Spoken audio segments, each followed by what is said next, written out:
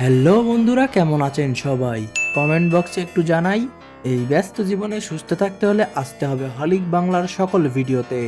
আজকের এই ভিডিওতে আলোচনা করা হবে বর্তমান যুগে টিকে থাকা কিছু কোম্পানির পুরাতন লোগো সম্পর্কে, যেগুলো দেখার পর আপনার অনুভূতি হবে ঠিক এরকম।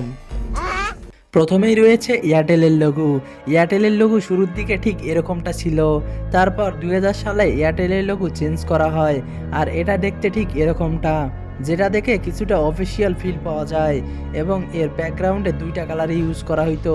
তারপর সর্বশেষ 2010 সালে এয়ারটেলের লোগো ডিজিটাল করা হয়, অর্থাৎ গ্রাফিক সেকশন উন্নত করা হয়, আর এর ফলে এটাকে অ্যাট্রাকটিভ লাগে। আর তার সাথে সাথে ওয়াইডেন করা হয়, অর্থাৎ বাংলাদেশের যে কোনো স্থানে এয়ারটেল নেটওয়ার্ক পাবেন এই সুবিধা দেওয়া হয়। তারপরের লোগোটা আছে স্পটিফাইয়ের লোগো, যেটা একটা মিউজিক সোশ্যাল মিডিয়া যেখানে সব ধরনের গানই পাওয়া যায়। এই লোগো তৈরি করা হয়েছে মানুষের কপালে যে দাগ দেখা যায় সেই দাগ থেকে। শুরুর দিকে স্পটিফাইয়ের লোগো ছিল ঠিক এরকম, পরবর্তীতে কালের বিবর্তনে তারাও তাদের লোগো চেঞ্জ করে, আর ওয়ের উপরে যে তিনটি দাগ ছিল সেই তিনটি দাগেই তাদের মেইন লোগো হয়ে যায়। তারপরে রয়েছে ডমিনোসের লোগো। ডমিনোসের লোগো আমরা সবাই দেখেছি, এখানে দুইটা ডাইস ব্যবহার করা হয়।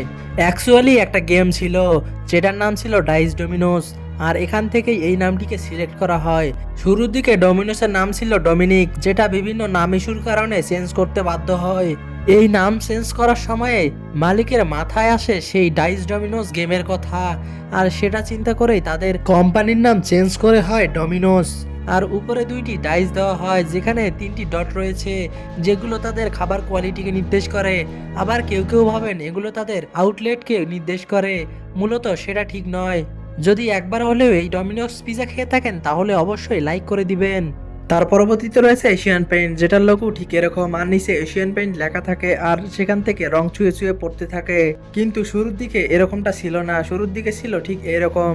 এই লোগোতে একটা দুষ্টু ছেলের ছবি দেওয়া থাকতো, যে ক্যারেক্টারটির নাম ছিল গাট্টু, আর এই গাট্টুর হাতে একটা পেইন্টার ছিল।